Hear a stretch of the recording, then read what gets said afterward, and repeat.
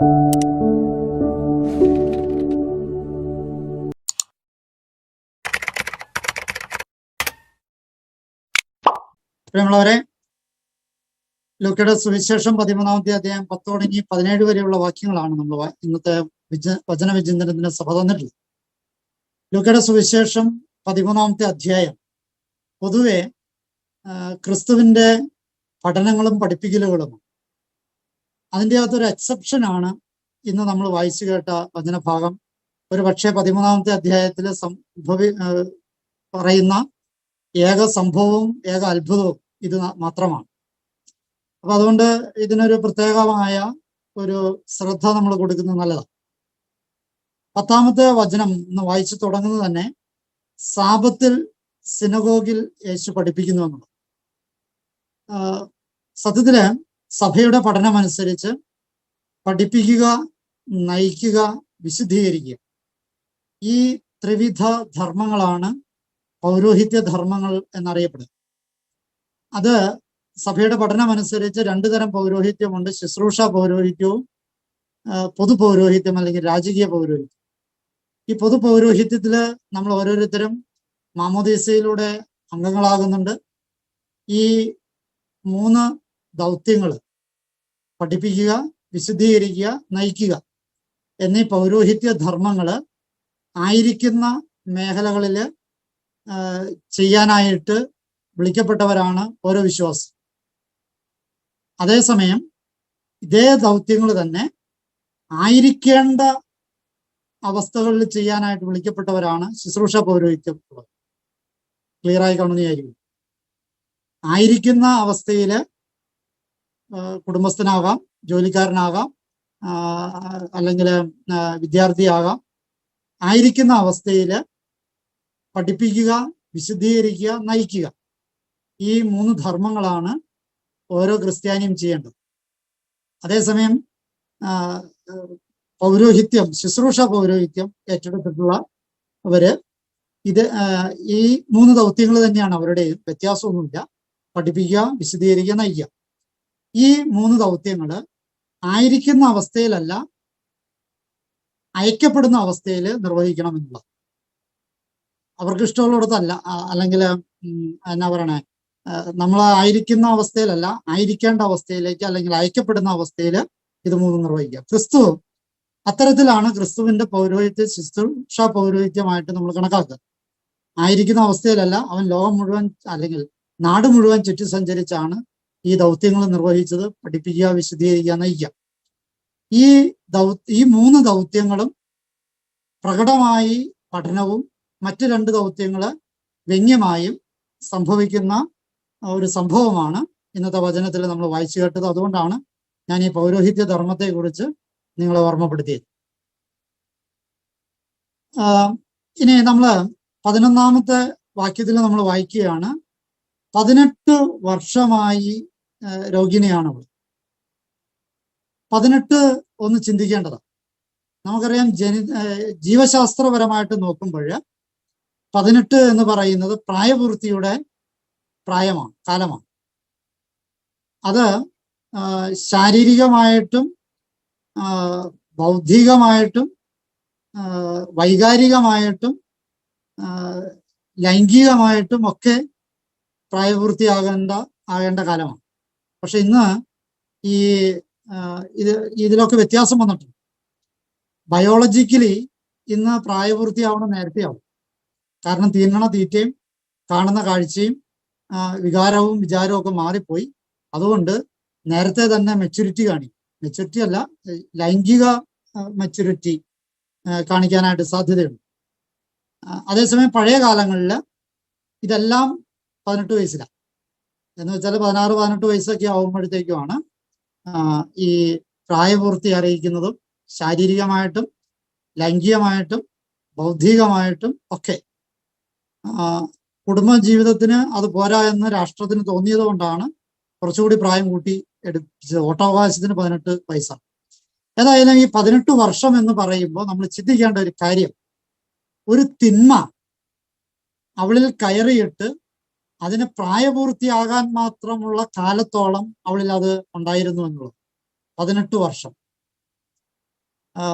അപ്പൊ ഇത്രയും പഴക്കമുള്ള ഒരു കാര്യത്തെയാണ് ഈശോ അവിടെ കൈകാര്യം ചെയ്യുന്നത് എന്നത് ശ്രദ്ധേയമാണ്.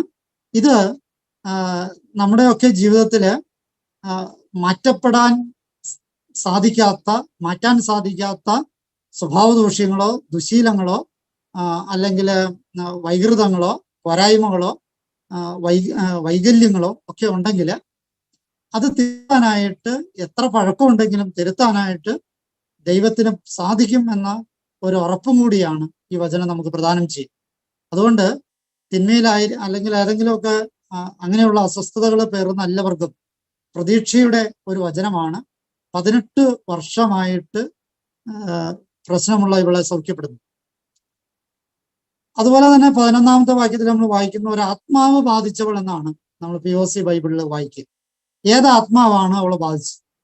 ആ ചോദ്യത്തിന് ഉത്തരം യേശു തന്നെ പറയുന്നുണ്ട് 16-ാമത്തെ വാക്യത്തിൽ. 11-ാമത്തെ വാക്യത്തിൽ നമുക്കുണ്ടാകുന്ന ചോദ്യത്തിന് ഉത്തരം 16-ാമത്തെ വാക്യത്തിൽ യേശു പറയുകയാണ്, അത് സാത്താൻ ബാധിച്ചിരുന്നവളാണ്, 18 വർഷമായി സാത്താൻ ബാധിച്ചിരുന്നവളാണ് അവളെന്ന് യേശു പറയുന്നുണ്ട്. അപ്പം അവളെ ബാധിച്ച ആത്മാവ് എന്ന് പറയുന്നത് ഈ സാത്താനാണ് എന്ന് ക്രിസ്തു തന്നെ വ്യക്തമായിട്ട് പറയുകയാണ്. അപ്പൊ അതിൻ്റെ അകത്ത് സംശയത്തിനിടയില്ല എന്ന് സാരം. അപ്പം ഈ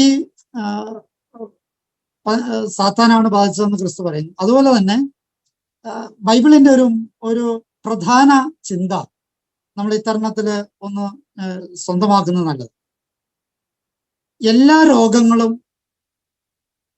പിശാചിൽ നിന്നാണ് എന്ന് വചനം പ്രഖ്യാപിക്കുന്നില്ല. എങ്കിലും പൊതുവെ രോഗങ്ങള് തിന്മയിൽ നിന്നാണ് എന്ന് തന്നെയാണ്. എന്ന് വെച്ചാൽ എല്ലാ രോഗവും പിശാചിൽ നിന്നാണെന്ന് പറയുന്നില്ല. പക്ഷെ എങ്കിൽ പോലും കുറെ അതിനോട് ഒരു താതാത്മ്യം അല്ലെങ്കിൽ ആ ഒരു ആശയത്തോട് അല്പം അനുകൂലമായ ഒരു നയമാണ് ബൈബിള് മൊത്തത്തിൽ എടുക്കുമ്പോൾ നമുക്ക് കിട്ടുക. ചുരുക്കി പറഞ്ഞാല് ബൈബിളിന്റെ ഒരു അന്തർധാര, ഞാൻ വീണ്ടും ആവർത്തിച്ച് പറയുന്നു, ഞാനൊരു നിങ്ങൾ ഒരു തെറ്റിദ്ധരിക്കാൻ ഇടവരാതിരിക്കാൻ വേണ്ടിയിട്ടാണ് ഇങ്ങനെ പറയാം. എല്ലാ രോഗവും സാത്താനിൽ നിന്നാണെന്ന് പറയാൻ പറ്റില്ല. എല്ലാ രോഗവും സാത്താനിൽ നിന്നാണെന്ന് പറയാൻ പറ്റില്ല. പക്ഷെ എങ്കിൽ പോലും മുഖ്യധാരയില് മെജോറിറ്റിയും രോഗങ്ങളും സാത്താനിൽ നിന്നാണ്. മാത്രമല്ല അതിന്റെ ഉപോദ്ബലകമായിട്ട് സൗഖ്യം ക്രിസ്തുവിൽ നിന്നാണ് എന്നുകൂടി വചനം പറയുന്നു. അപ്പൊ സാത്താനിൽ നിന്ന് രോഗവും അതായത് നേരെ മറിച്ച് പറഞ്ഞാല് ഒരു രോഗവും ക്രിസ്തുവിൽ നിന്നുണ്ടാകുന്നില്ല എന്ന് സാരം. ഒരു രോഗവും ദൈവത്തിൽ നിന്നുണ്ടാകുന്നില്ല. ചില രോഗങ്ങളെ ദൈവം അനുവദിക്കാറുണ്ട്. ചില രോഗങ്ങളെ ദൈവം അനുവദിക്കാറുണ്ട്. പക്ഷെ രോഗങ്ങളൊന്നും ദൈവത്തിൽ നിന്നല്ല. കാരണം ദൈവത്തിന് ഒറ്റപ്പണിയേ ഉള്ളൂ, രോഗത്തിന്റെ സൗഖ്യം കൊടുക്കൽ മാത്രമേ. ആ സൗഖ്യം കൊടുക്കാതിരിക്കാൻ ഒരു പക്ഷെ ദൈവം പദ്ധതി ഉണ്ടാക്കിയെന്ന് വരാം. പക്ഷെ രോഗമൊന്നും ദൈവത്തിൽ നിന്നല്ല, അത് തിന്മയിൽ നിന്നാണ്, അല്ലെങ്കിൽ സാത്താനിൽ നിന്നാണ്. സാത്താൻ എന്ന് പറഞ്ഞാൽ ഒരു ഭീകരജീവി എന്നതിനപ്പുറത്തേക്ക് എല്ലാ തെറ്റിന്റെയും അമൂർത്തമായ തിന്മകളുടെ മൂർത്തിമ ഭാവമാണ് സാത്താൻ എന്ന് പറയുന്നത്. അപ്പൊ അങ്ങനെയെങ്കിൽ അമൂർത്തമായ തിന്മകള് നമ്മളിലൂടെ അവതരിക്കുന്നുണ്ടെങ്കിൽ നമ്മൾ സാത്താനാകും. ആ തിന്മകളിലെ തെറ്റായ ശീലങ്ങള്, തെറ്റായ പ്രവർത്തനങ്ങള്, തെറ്റായ ശൈലികള്, ഇതുകൊണ്ടൊക്കെ രോഗങ്ങൾ ഉണ്ടാകാം. ശൈലീ രോഗങ്ങൾ എന്ന പുതിയ ടെർമിനോളജി തന്നെ ഈ നമ്മുടെ മെഡിക്കൽ ഫീൽഡിൽ ഉണ്ടാക്കിയിട്ടുണ്ടല്ലോ. ശൈലീ രോഗങ്ങൾ എന്ന് വെച്ചാൽ എന്താ? അവനവന്റെ കയ്യിലിരിപ്പ് കൊണ്ട് വരുന്ന ദോഷമെന്നാ, അവനവന്റെ കയ്യിലിരിപ്പ് കൊണ്ട് വന്ന രോഗമെന്നാ. ആ കയ്യിലിരിപ്പ് ഈ സാത്താൻ അവനുള്ളത് കൊണ്ടാണ് ഈ കയ്യിലിരിപ്പ് മോശമായി. ക്ലിയറായി കാണുമെന്ന് വിചാരിക്കും. ഏതായാലും ചുരുക്കി പറഞ്ഞാല് തിന്മ സാത്താനിൽ നിന്നാണ് രോഗങ്ങൾ, ദൈവത്തിൽ നിന്നല്ല. എല്ലാ രോഗങ്ങളും സാത്താനിൽ നിന്നാണെന്ന് ഉറപ്പിച്ചു പറയാൻ പറ്റില്ല. എന്നാൽ രോഗങ്ങൾ പലപ്പോഴും ദൈവം അനുവദിക്കുന്നുണ്ട്. സാത്താൻ കൊടുക്കുന്നതാണെങ്കിൽ പോലും ജോബിന്റെ ഒക്കെ കേസിൽ നമുക്കറിയാലോ കൃത്യമായിട്ട് ദൈവം അനുവദിച്ചു കൊടുക്കുക, പക്ഷെ കൊടുക്കുന്നത് സാത്താൻ തന്നെ. ഒന്ന് രണ്ട് സൂചനകൾ അതുമായിട്ട് ബന്ധപ്പെട്ട് ബിബ്ലിക്കൽ റെഫറൻസ് ആവശ്യമുള്ളവർക്ക് കുറിച്ചെടുക്കാം. മത്തായിയുടെ സുവിശേഷം 4-ാമത്തെ അധ്യായം 23-24 വാക്യങ്ങളിൽ കാണുകയാണ്, യേശു എല്ലാ രോഗങ്ങളും സൗഖ്യപ്പെടുത്തി നാട് നീളെ ചുറ്റി സഞ്ചരിച്ചു എന്ന് പറയും. അവിടെ സൗഖ്യപ്പെടുത്തിയ രോഗങ്ങളുടെ ലിസ്റ്റ് പറയുന്നുണ്ട്. എല്ലാം തിന്മകളിൽ നിന്നാണ് എന്നുള്ള സൂചനയും അവിടെയുണ്ട്. അപ്പൊ അവിടെയും നമ്മൾ വ്യക്തമാകുന്ന ഒരു കാര്യം, തിന്മയിൽ നിന്നാണ് രോഗങ്ങൾ ഉണ്ടാകുക, ദൈവത്തിന്റെ പണി സൗഖ്യപ്പെടുത്തൽ. യോഹന്നാന്റെ സുവിശേഷം 10-ാമത്തെ അധ്യായം 10-ാമത്തെ വാക്യത്തില് യേശു പറയുകയാണ്, ഞാൻ വന്നിരിക്കുന്നത് ജീവൻ ഉണ്ടാകാനും അത് സമർത്ഥമായി ഉണ്ടാകാനും വേണ്ടി. സമർത്ഥമായ ജീവൻ എന്ന് പറയുന്നത് തന്നെയാണ് സൗഖ്യമായ ജീവൻ. അപ്പം യേശു വന്നിട്ടുള്ളത് സമർത്ഥമായ ജീവന് വേണ്ടിയിട്ടാണ്. ആ സമർത്ഥമായ ജീവൻ നമുക്കുണ്ടോ? ജീവിച്ചിരിക്കലും ചത്തതിനൊക്കുമേ എന്ന് പറയുന്ന രീതിയിലാണോ നമ്മൾ ജീവിക്കും?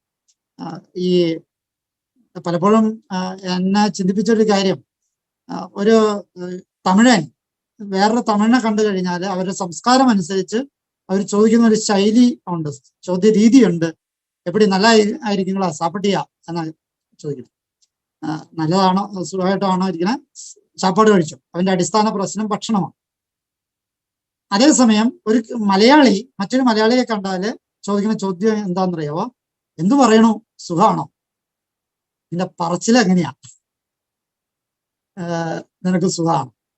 അപ്പൊ മലയാളി പറയാനും സുഖിക്കാനും വെമ്പൽ കൊള്ളുന്നവനാണെങ്കിൽ, തമിഴൻ നന്നായിട്ടിരിക്കാനും തിന്നാനും വേണ്ടി വെമ്പൽ കൊള്ളുന്നവനാണ്. ഞാൻ ഒരു സംസ്കാരങ്ങളെ പഠിപ്പിച്ചു എന്ന് മാത്രം. ഇത് വേറെ ആരോപണമൊന്നും ഉന്നയിച്ചേക്കരുത്. മലയാളീനെ ആക്ഷേപിച്ചു എന്നോ തമിഴിനെ ആക്ഷേപിച്ചു എന്നൊന്നും അതിനർത്ഥമില്ല. അടിസ്ഥാനപരമായ ഒരു പൊതുബോധം, ഒരു സാമൂഹ്യ മനസ്സ് ഉണ്ട് എന്ന് പറഞ്ഞു എന്ന് മാത്രം. മലയാളിക്ക് അതുള്ളത് കൊണ്ട് നമ്മളത് ചിന്തിക്കണം എന്ന് സൂചിപ്പിച്ചു എന്ന് മാത്രം. ഏതായാലും ഈ സമൃദ്ധമായ ജീവൻ എന്ന് പറയുന്നത് പ്രധാനപ്പെട്ടതാണ്. ഈ സമൃദ്ധമായ ജീവൻ എന്ന് പറയുന്നത് സുഖകരമായ അവസ്ഥയാണ്, അതായത് രോഗമില്ലാത്ത അവസ്ഥ. നടപടിയുടെ പുസ്തകം, അതായത് അപ്പസ്തലന്മാരുടെ പ്രവർത്തനങ്ങളുടെ പുസ്തകം 10-ാമത്തെ അധ്യായം 38-ാമത്തെ വാക്യത്തില് അവിടെ പറഞ്ഞു വെക്കുകയാണ്, പിശാചിനാൽ പീഡിപ്പിക്കപ്പെട്ടവരെല്ലാം അവൻ സൗഖ്യപ്പെടുത്തിയത്. അപ്പൊ പിശാചിന്റെ പീഡനത്തിന്റെ ഭാഗമാണ് രോഗം എന്ന വ്യംഗ്യാർത്ഥമുണ്ട് എന്ന് സൂചിപ്പിക്കും. അപ്പൊ ഞാൻ പറഞ്ഞു തന്നതിന്റെ പൊരുൾ ഇതാണ്, ബൈബിളിന്റെ മുഖ്യധാര കാഴ്ച, പൂർണ്ണമായ കാഴ്ചയല്ല, മുഖ്യധാര കാഴ്ച, രോഗങ്ങൾ പൊതുവെ പിശാചിൽ നിന്നാണ് വരുന്നത്. എല്ലാ രോഗങ്ങളും പിശാചിൽ നിന്നല്ല, എങ്കിലും പിശാചിൽ നിന്നാണ്. ചില രോഗങ്ങളെ ദൈവം അനുവദിക്കുന്നുണ്ട്, ചില രോഗങ്ങളെ ദൈവം അനുവദിക്കുന്നില്ല. അനുവദിക്കാത്ത രോഗങ്ങളെ നമ്മൾ ശ്രമിച്ചാല് ദൈവം സൗഖ്യപ്പെടുത്തി തരും. ദൈവം അനുവദിക്കാത്ത രോഗങ്ങളെ നമ്മൾ ശ്രമിച്ചാൽ ദൈവം സൗഖ്യപ്പെടുത്തും. ദൈവം അനുവദിക്കണമെങ്കിൽ ദൈവം സൗഖ്യപ്പെടുത്തില്ല, അതിലൂടെ ഉപരി നന്മ ദൈവം ഉണ്ടാക്കുകയും ചെയ്യും. അപ്പൊ രോഗത്തോടുള്ളൊരു സമീപനം നമ്മൾ വ്യക്തമായിട്ട് കണ്ടെടുക്കേണ്ടതാണ്. ഇനി നമ്മൾ തുടർന്നുള്ള വചനങ്ങളില് 11 തുടങ്ങി 2 മുഖ്യധാരകൾ കാണേണ്ടതുണ്ട്. ഒന്ന്, ഈ രോഗിയായ കൂനുള്ള സ്ത്രീ, മറുവശത്ത് ക്രിസ്തു. ഇവരുടെ രണ്ടുപേരുടെയും സമീപനങ്ങളെ നമുക്ക് നോക്കാം. സ്ത്രീയെ സംബന്ധിച്ചിടത്തോളം അവള് നിവരാൻ കഴിയാതെ കൂനുള്ളവളാണ്. അവള് അങ്ങനെ ഒരു അസ്വസ്ഥത പേറുന്നവളാണെന്നാണ്. രണ്ടാമത്തെ കാര്യം, അവള് പള്ളിയിലായിരുന്നു എന്നുള്ളത്. ദൈവത്തെ കാണാൻ, അല്ലെങ്കിൽ അവള് പള്ളിയിൽ ഉണ്ടായിരുന്നു എന്നുള്ളതാണ് അവളുടെ മറ്റൊരു പ്രത്യേകത. മൂന്നാമത്തെ പ്രത്യേകത, യേശു അവളെ വിളിച്ചപ്പോൾ അവൾ അടുത്തു ചെന്നു എന്ന്. നാലാമത്തെ പ്രത്യേകത, ഈ യേശുവിന്റെ അടുത്ത് ചെന്നതിന് ശേഷം അവൾ നിവർന്നു നിന്നു എന്നുള്ളത്. നാലാമത്തെ പ്രത്യേകത, അവസാനത്തെ പ്രത്യേകത, അവൾ ദൈവത്തെ സ്തുതിച്ചു എന്നുള്ളത്. ഘട്ടഘട്ടമായ അവളുടെ ഈ യാത്രയെ നമ്മുടെ ആത്മീയ യാത്രയായിട്ട് കണക്കാക്കേണ്ടതാണ്. നിവരാൻ പറ്റാത്ത കൂനുള്ള അവസ്ഥ നമ്മളൊക്കെ ധ്യാനിക്കേണ്ടത്. നമുക്ക് എപ്പോഴാ കൂനുണ്ടായത്? ഒരു പക്ഷേ എനിക്ക് മറ്റുള്ളവരുടെ മുമ്പിൽ കുനിഞ്ഞു നിൽക്കേണ്ട അവസ്ഥ, ഒരു പക്ഷേ എൻ്റെ സാമ്പത്തിക കാര്യങ്ങളെ കുറിച്ചുള്ള ചിന്ത, എനിക്ക് മറ്റുള്ളവരുടെ അത്രയും കാശില്ല എന്നുള്ള ചിന്ത, ഞാൻ മറ്റുള്ളവരുടെ മുമ്പിൽ കൂനാനായിട്ട് ഇടവരും. മറ്റുള്ളവരുടെ അത്രയും കഴിവെനിക്കില്ല എന്നുള്ള അപകർഷത ബോധം, മറ്റുള്ളവരുടെ അത്രയും സൗന്ദര്യം എനിക്കില്ല എന്നുള്ള ചിന്ത. അങ്ങനെ പല ചിന്തകള് നമുക്ക് ചിന്തകള് നമ്മളെ കൂനുള്ളതാണ്. ശാരീരികമായിട്ട് തന്നെ നോക്കുമ്പോൾ തല കുനിയിൽ തന്നെയാണല്ലോ, നടു മാത്രമല്ല, ഓട്ടോമാറ്റിക്കലി നടു കുഞ്ഞ തലയും കുനിയല്ലോ. ഈ തലയിലെ അമിത ചിന്തകളാണ് അല്ലെങ്കിൽ അനാവശ്യ ചിന്തകളാണ് കൂനുണ്ടാക്കുന്ന ഒരു കാര്യം. എൻ്റെ കുടുംബത്തിലെ ഒരു കാര്യം, പ്രത്യേകിച്ച് എൻ്റെ അപ്പനെ കുറിച്ചുള്ള, ഞാൻ ചാച്ചൻ വിളിക്കുന്ന ചാച്ചനെ കുറിച്ചുള്ള ചിന്ത എനിക്ക് അടുത്ത കാലങ്ങളിൽ ഉണ്ടായതാണ്. ചാച്ചൻ നാട് നീളെ വിറപ്പിച്ച് പൊതു മുഖ്യധാരയില് നാട്ടിലെ പ്രമാണിയൊക്കെ ആയിട്ട് നടന്നയാണ്. എന്തിനും ധൈര്യമുള്ള ഒരു മനുഷ്യനായിരുന്നു. പക്ഷേ ഈ കുറച്ചു നാളായിട്ട് ചാച്ചനൊരു ചിന്ത, താൻ രോഗിയാണ് എന്നൊരു ചിന്ത. അക്ഷരാർത്ഥത്തില് ആ രോഗിയാണ് എന്നുള്ള ചിന്ത വന്നതോടുകൂടി അക്ഷരാർത്ഥത്തിൽ കൂന് പിടിച്ചു. കാരണം പുള്ളി പുറത്തേക്ക് ഓരോരുത്തർ ഇറങ്ങണ്ടായി. മറ്റേ രാഷ്ട്രീയവും പൊതുക്കാര്യവും ഒക്കെ ആയിട്ട് നാട് നീളെ വീട്ടിൽ കയറാതിരുന്ന മനുഷ്യനാ. ഇപ്പൊ നേരെ മറിച്ചായി വീട്ടിൽ നിന്ന് പുറത്തിറങ്ങണ്ടേ. അപ്പൊ അക്ഷരാർത്ഥത്തിൽ കൂനായി. അപ്പം ഈ ചിന്തകള് നമ്മുടെ കൂനിലേക്ക് നയിക്കുമെന്ന് ഞാൻ സൂചിപ്പിച്ചു എന്ന് മാത്രം. അതെന്റെ ജീവിതാനുഭവത്തിൽ നിന്ന് അല്ലെങ്കിൽ എൻ്റെ അപ്പന്റെ അനുഭവത്തിൽ നിന്ന് എടുത്തു പറഞ്ഞു. ചിന്തകൾ മാത്രമല്ല, നമ്മുടെ തന്നെ ഈ കൂന് മറ്റുള്ളവരുണ്ടാക്കുന്ന കൂനുകൾ. ഈ ക്രിസ്തു കൂനുള്ള സ്ത്രീയെ സൗഖ്യപ്പെടുത്തി എന്ന് പറയുമ്പോൾ ആ കാലത്തിന്റെ ഒരു കൂനിനെ കുറിച്ച് നമ്മൾ പഠിക്കേണ്ടത്. യേശുവിന്റെ കാലത്ത് സ്ത്രീകൾക്കൊക്കെ കൂനുണ്ടായിരുന്നു. എന്ന് വെച്ചാല് എല്ലാ ശാരീരിക കൂനല്ല, അവരെയൊക്കെ കുനിച്ചു നിർത്തിയ സമൂഹം കൊണ്ട് കാണും. യഹൂദന്റെ പ്രാർത്ഥനയില്, യാമപ്രാർത്ഥനയില്, ഇപ്പൊ യാമപ്രാർത്ഥന വളരെ പ്രധാനപ്പെട്ടതാണല്ലോ. ഇപ്പൊ സീറോ മലബാർ സഭയിലെ യാമപ്രാർത്ഥനയെ കുറിച്ച് പറഞ്ഞുകൊണ്ടിരിക്കുക. അപ്പൊ യഹൂദന്റെ യാമപ്രാർത്ഥനയില്, അന്നുണ്ടായ ബുധനാഴ്ചത്തെ പ്രാർത്ഥനയിലുള്ള ഒരു പ്രാർത്ഥനാ ശകലം ഇതാണ്: എന്നെ ഒരു മൃഗമായോ സ്ത്രീയായോ സൃഷ്ടിക്കാത്തതിൽ യഹോവേ ഞാൻ നിന്നെ സ്തുതിക്കുന്നു. എന്ന് വെച്ചാല് പുരുഷന്റെ പ്രാർത്ഥനയാണ്. പുരുഷന്റെ പ്രാർത്ഥനയിൽ അവൻ പ്രാർത്ഥിക്കുകയാണ്, ഞാൻ എന്നെ ഒരു മൃഗമായോ സ്ത്രീയായോ സൃഷ്ടിക്കാത്തതിനാൽ ഞാൻ നിന്നെ സ്തുതിക്കുന്നു എന്ന് യാമപ്രാർത്ഥനയിൽ ഒരു പ്രാർത്ഥനാശാലം. അപ്പൊ ആ സമൂഹം ഒരു സ്ത്രീയിൽ, അന്നത്തെ സ്ത്രീയിൽ വെച്ചുകൊടുത്ത കൂനുണ്ട്. ആ കൂനിന്റെ എന്റെ ചിന്ത, ആ കൂനിന്റെ ഭാരം ഈ ഉത്തരാധുനിക കാലഘട്ടത്തില് സ്ത്രീകളുടെ ചുമലിൽ നിന്ന് കുറച്ചൊക്കെ കുറഞ്ഞിട്ടുണ്ട്. പക്ഷെ പൂർണ്ണമായിട്ട് ഇപ്പോഴും കുറഞ്ഞു എന്നൊന്നും നമുക്ക് പറയാൻ മാത്രമുള്ള നട്ടല് എനിക്കുമില്ല. ഒരുപക്ഷെ നിങ്ങൾക്ക് ഉണ്ടാവായിരിക്കും. ഏതായാലും സ്ത്രീയെ സമൂഹത്തിന്റെ മുന്നില്, സ്ത്രീക്ക് പൊതുവെ സമൂഹം ഒരു കൂന് വെച്ച് കൊടുക്കുന്നുണ്ട്. അത് പല കാര്യങ്ങളില്. നീ ഒരു പെണ്ണല്ലേ, നിന്റെ ചിരി ഇങ്ങനെയായിരിക്കണം, നിന്റെ നടപ്പ് ഇങ്ങനെയായിരിക്കണം, നിന്റെ നോട്ടം ഇങ്ങനെയായിരിക്കണം. സമൂഹം ചില കൂനുകളെ വെച്ചു കൊടുക്കുന്നു. അത് സ്ത്രീക്ക് മാത്രമല്ല, ഒരു വൈദികന്റെ പുറത്ത് കുറെ കൂനുകൾ വെച്ചു കൊടുക്കും. ഈ കൂനെന്ന് പറയുന്നത് സമൂഹം വെച്ചു കൊടുക്കുന്ന കൂനുകൾ. അവനവന്റെ ചിന്തയിൽ നിന്ന് കൂനുണ്ടാവും, സമൂഹം വെച്ചു കൊടുക്കുന്ന കൂനുണ്ടാവും, പ്രകൃത്യ ഉള്ള കൂനുണ്ടാവും. പ്രകൃത്യ എന്ന് വെച്ചാൽ ഈ പറഞ്ഞതുപോലെ രോഗങ്ങൾ കൊണ്ടോ അവശതകൾ കൊണ്ടോ ഒക്കെയുള്ള കൂനുകൾ. അപ്പൊ ഇങ്ങനെ കൂന് പലതരത്തിലുണ്ടാകും. എന്റെ കൂനുകളെ ഞാനൊന്ന് ധ്യാനിക്കണം. ഞാൻ എവിടെയാ കുനിയേണ്ടി വരും? ഞാൻ എങ്ങനെയാണ്, എത്രത്തോളമാണ് നിവർന്നു നടക്കുക? ഞാൻ കുനിയേണ്ടി വരുന്ന സാഹചര്യങ്ങൾ ഏതൊക്കെയാണ്? ഞാൻ കുനിയുന്നത് ആരുടെ മുമ്പിലാണ്? ഇതൊക്കെ ചിന്തിക്കേണ്ടതാണ്. കൂനുകളെ ഒന്ന് ധ്യാനിക്കേണ്ടത്. അതുപോലെ തന്നെ അവളുടെ ഒരു പ്രത്യേകത, അവൾ പള്ളിയിലുണ്ടായി എന്നുള്ളത്. കൂനുണ്ടായിരുന്നിട്ടും അവൾ പള്ളിയിലുണ്ടായിരുന്നു. നമ്മള് പള്ളിയിലുള്ളവരാണോ?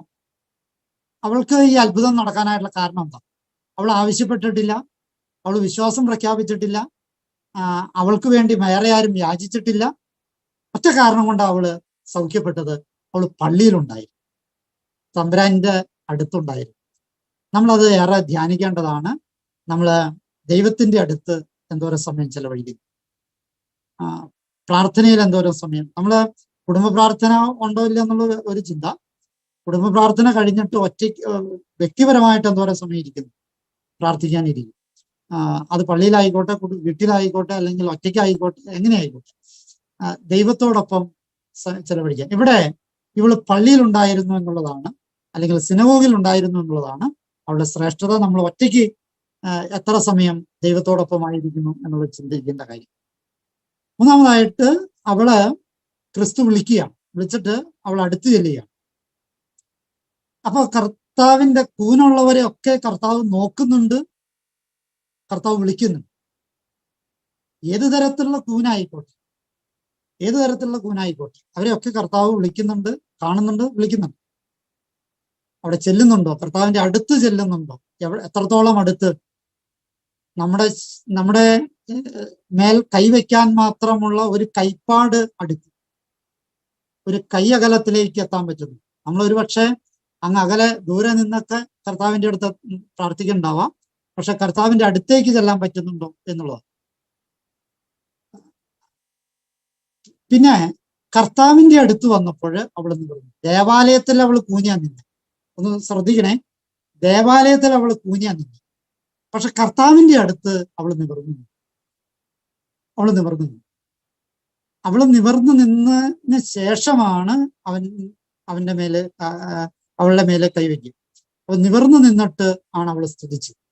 നമ്മുടെ സ്തുതിപ്പുകള് നിവർന്നു നിന്നിട്ടാണോ സ്തുതിക്കണം?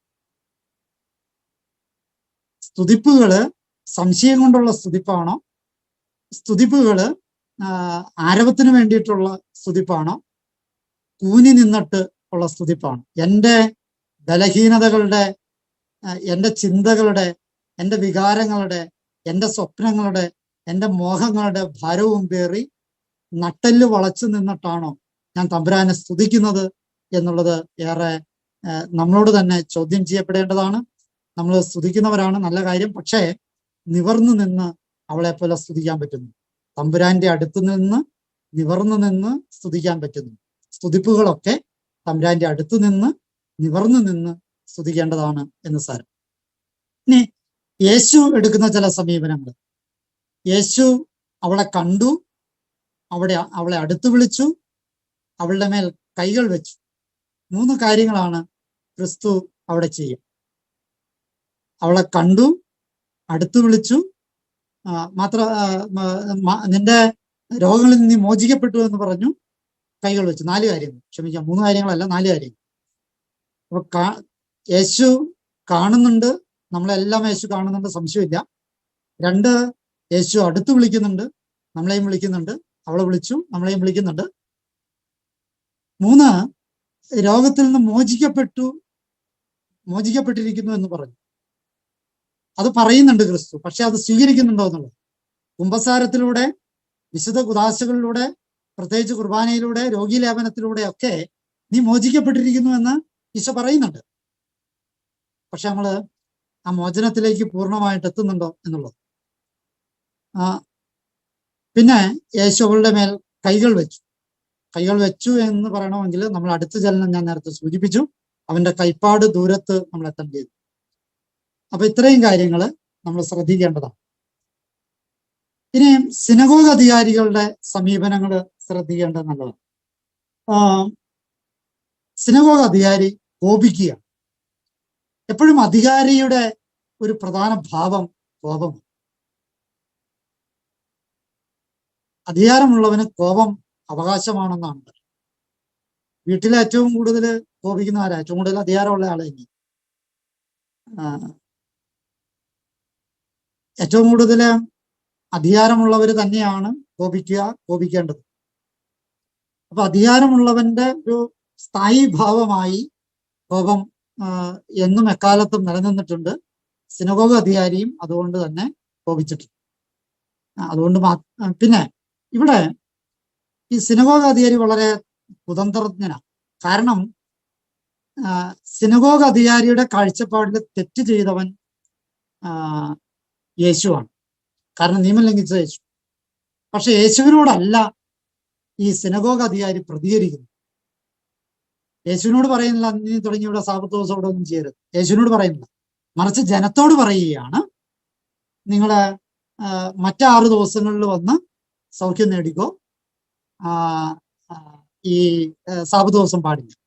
കാരണം എന്താണെന്ന് വെച്ചാൽ ഈ സൗഖ്യത്തില് ക്രെഡിറ്റ് കിട്ടിയിരിക്കുന്നത് ഈ യേശുവിനാണ് എന്ന് സിനഗോഗി അധികാരിക്ക് അറിയാം. ജനത്തിന്റെ സപ്പോർട്ട് അവനുണ്ട്, യേശുവിനുണ്ട് എന്ന് സിനഗോഗ് അധികാരിക്ക് അറിയാം.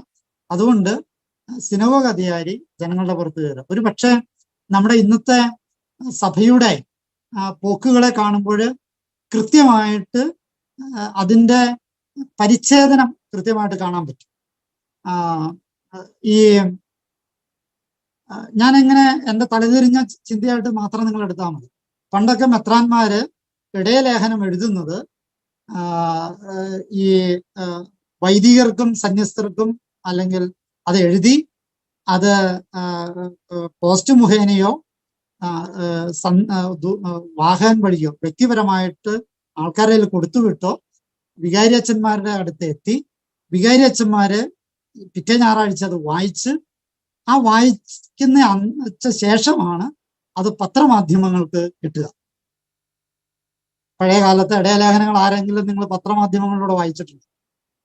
ഇല്ലല്ലോ. ഇന്ന് പക്ഷേ നേരെ മറിച്ചാണ്. അപ്പൊ ഞാൻ ഈ വചനം വായിച്ചപ്പോൾ പെട്ടെന്ന് ചിന്തിച്ചതാണ്, ഈ സിനഗോഗ് അധികാരി ഈ ക്രിസ്തുവിനോട് കാര്യങ്ങൾ പറയാതെ ഈ ജനത്തോട് പറയുകയാണ്, നിങ്ങൾ 6 ദിവസം വന്ന് ഇവിടെ സൗഖ്യം നേടിക്കോ, പക്ഷെ സാബത്ത് ദിവസം പാടില്ല. കാരണം ഈ സിനഗോഗ് അധികാരിയുടെ വക്രബുദ്ധിയാണ്. അതുകൊണ്ട് പോകേണ്ട വഴി ക്രമാനുസരിച്ചല്ല, അയാളൊരു ചാടിയിട്ടാണ്. അപ്പം അതെപ്പോഴും നമ്മൾ ശ്രദ്ധിക്കേണ്ട ഒരു കാര്യം. ഇനി നിയമ ലംഘനത്തെ കുറിച്ച് ഗൗരവമായിട്ട് നമ്മൾ ചിന്തിക്കേണ്ടത്, ഇവിടെ ആരാണ് നിയമം ലംഘിച്ചത്? സത്യത്തില് സിനഗോഗ് അധികാരി അല്ല നിയമം ലംഘിച്ചത്, ജനമല്ല നിയമം ലംഘിച്ചത്, മറിച്ച് നിയമം ലംഘിച്ചവൻ ഒരുത്തൻ മാത്രം, അത് ക്രിസ്തു മാത്രം. അപ്പൊ നിയമലംഘനം തെറ്റോ ശരിയോ? അത് വളരെ നമ്മൾ ചിന്തിക്കേണ്ട കാര്യം. ക്രിസ്തു നിരന്തരമായിട്ട് നിയമം ലംഘിക്കുന്നതായിട്ട് നമ്മൾ കാണുന്നുണ്ട്. നമുക്ക് ഭാരതത്തിന്റെ സ്വാതന്ത്ര്യത്തിന്റെ ചരിത്രം നമ്മൾ പരിശോധിക്കുമ്പോൾ നിയമലംഘനം തന്നെയായിരുന്നു ഗാന്ധിയുടെ പ്രധാനമായ സമരമുറയായിരുന്നു. നിയമലംഘനം പരസ്യമായിട്ട് പ്രഖ്യാപിച്ച് അന്നത്തെ കോൺഗ്രസ് പ്രസ്ഥാനം നിയമലംഘനത്തിന് വേണ്ടി ശിക്ഷ അനുഭവിച്ചവരാണ് സ്വാതന്ത്ര്യ സമര സേനാനികളെല്ലാം. അപ്പൊ ഗാന്ധിയും ക്രിസ്തുവും ഒക്കെ നിയമലംഘനത്തെ മറ്റൊരു കാഴ്ചപ്പാടിലൂടെ കണ്ടവരാണ്.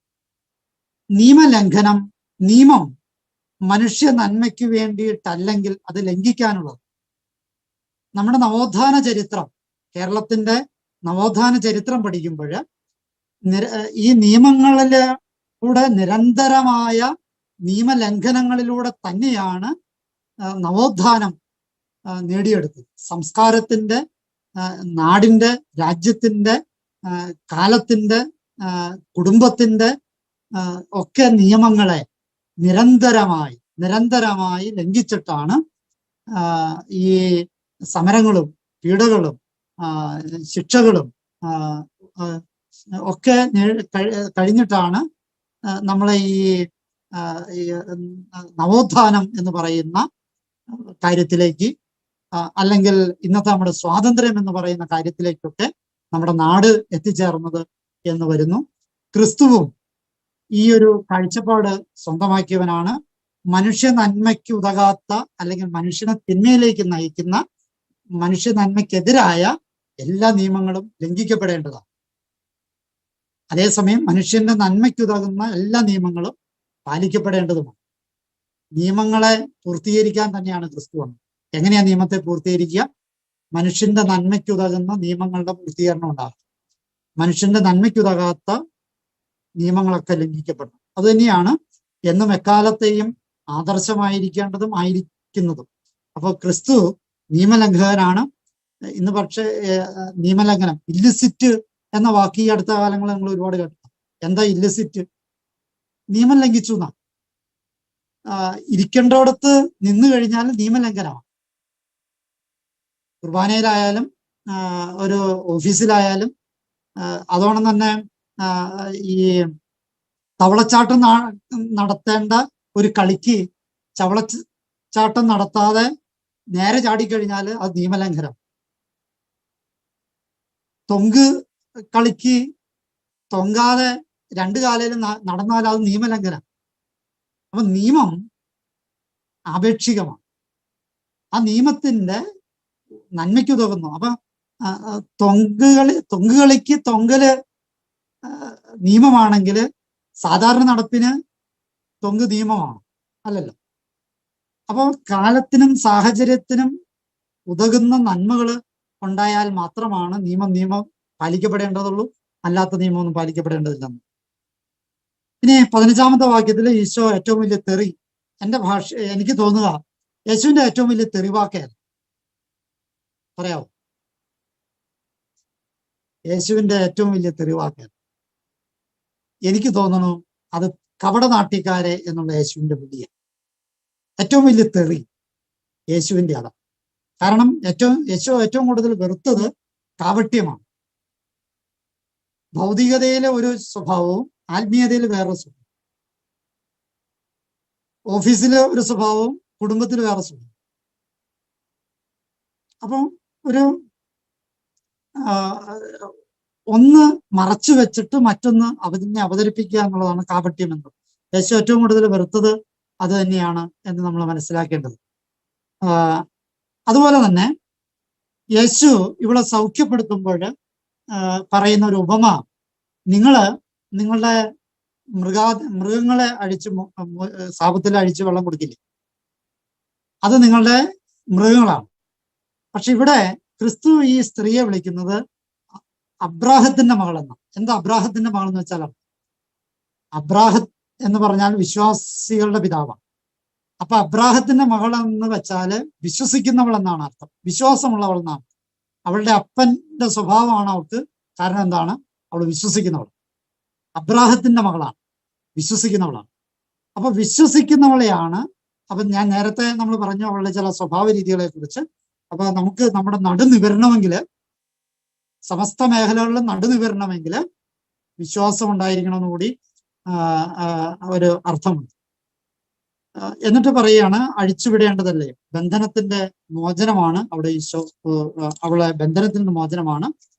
ഇനി അങ്ങനെ മോചിച്ച് കഴിയുമ്പോൾ അവര് ലജ്ജിതരായി എന്ന് വചനം പറയുകയാണ്. ലജ്ജയെക്കുറിച്ച് 1-2 ചിന്തകളോടി പറയാൻ ആഗ്രഹിക്കുകയാണ്. എപ്പോഴാണ് ലജ്ജ ഉണ്ടാകുക?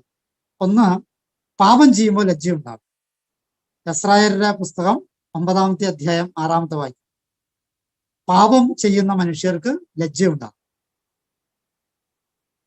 2, ദൈവത്തിൽ നിന്നുള്ള പിന്മാറ്റം നടത്തുന്നവർക്ക് ലജ്ജയുണ്ടാകും. ദൈവത്തിൽ നിന്ന് പിന്മാറുന്നവർ, ദൈവിക കാര്യങ്ങളിൽ നിന്ന് ദൈവത്തിൽ നിന്നൊക്കെ പിന്മാറുന്നവർക്ക് ലജ്ജിക്കേണ്ടി വരും. ജെറമിയ 17:13. ജെറമിയ 17:13. 3, സ്വാർത്ഥതയും സ്ഥാനമോഹവും ലജ്ജ ഉണ്ടാകും. അത് ഈശോ പഠിപ്പിക്കുന്ന ഒരു ഉപമയാണ്. അതിന്റെ പശ്ചാത്തലം പ്രമുഖ സ്ഥാനം കൈയടക്കുന്നവർ ലജ്ജിക്കേണ്ടി വരും. ലൂക്ക 14:9. ലൂക്ക 14:9. സ്വാർത്ഥതയും സ്ഥാനമോഹവും ലജ്ജിക്കാൻ ഇടവരുത്തും. 4, ദൈവം രക്ഷിച്ചാല് ലൗകികര് ലജ്ജിക്കും. അതായത് ഞാൻ ദൈവത്തിന്റെ പക്ഷത്ത് നിന്നാൽ ദൈവം എന്നെ രക്ഷിക്കും. അങ്ങനെ വന്നാല് ലൗകികമായി ചിന്തിക്കുന്നവരെ, എന്നോട് ലൗകികമായി സമീപിക്കുന്നവർ ലജ്ജിക്കേണ്ടി വരും.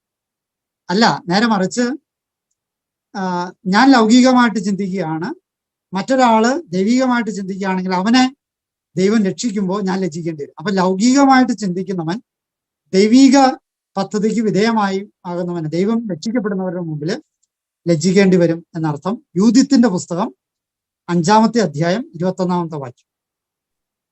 യൂതിത്തിന്റെ പുസ്തകം 5-ാമത്തെ അധ്യായം 21-ാമത്തെ വാക്യം. 5, പ്രകാശമില്ലാത്തവര് ലജ്ജിതരാകും. പ്രകാശമില്ലാത്തവർ. ഇപ്പം എനിക്കൊരു ഒരു രോഗം വന്നു,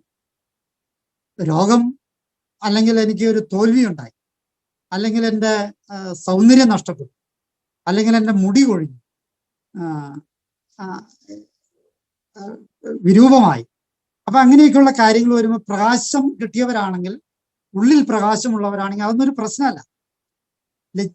പ്രകാശം ഇല്ലാത്തവരാണോ അവർ ലജ്ജിക്കേണ്ടി വരും.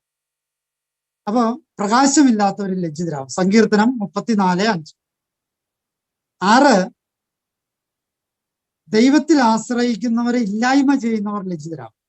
ദൈവത്തിൽ ആശ്രയിക്കുന്നവര്, ദൈവിക മനുഷ്യരെ വകവരുത്തുന്നവര്, അല്ലെങ്കിൽ അവരെ കയ്യേറ്റം ചെയ്യുന്നവർ, അല്ലെങ്കിൽ അവരെ അപമാനിക്കുന്നവർ, അല്ലെങ്കിൽ അവരെ പീഡിപ്പിക്കുന്നവർ ലജ്ജിതരാകും. സങ്കീർത്തനം 57:3. ദൈവിക മനുഷ്യരെ കൈകാര്യം ചെയ്യുന്നവർ ലജ്ജിതരാകും. 7, യേശുവിനെ കുറിച്ചോ ദൈവവചനത്തെ കുറിച്ചോ ലജ്ജിക്കുന്നവര് ലജ്ജിതരാകും. യേശുവിനെ കുറിച്ചോ വചനത്തെ കുറിച്ചോ ലജ്ജിക്കുന്നവര് ലജ്ജിതരാകും. മർക്കോസിന്റെ സുവിശേഷം 8-ാമത്തെ അധ്യായം 38-ാമത്തെ വാക്യം. 8, തെറ്റായ പ്രവർത്തികൾ ചെയ്യുന്നവര് ലജ്ജിതരാകും. റോമാക്കാർക്ക് എഴുതിയ ലേഖനം 6-ാമത്തെ അധ്യായം 21-ാമത്തെ വാക്യം. ഇവിടെ ഇന്നത്തെ വചനത്തില് തെറ്റായ സമീപനമുള്ളവരെ ലജ്ജിതരാകുന്നു. അത് 9-ാമത്തെ ഇന്നത്തെ വചനം. അതായത് ഇവിടെ ആ ഫരിസേയരുടെ സമീപനം തെറ്റായിരുന്നു, അതുകൊണ്ട് അവര് ലജ്ജിതരായി എന്നുള്ളത്. പ്രിയമുള്ളവരെ, നമ്മള് ഈ വചനം നമുക്കൊരു നിമിഷം നമുക്ക് കണ്ണുകളടച്ച് നമുക്കൊന്ന് പ്രാർത്ഥിക്കാം. ഇന്നത്തെ വചനത്തിൽ നമ്മൾ വായിച്ചു കേട്ടു, കൂനുള്ള സ്ത്രീ, അവള് 18 വർഷമായി കൂനുണ്ടായവര്.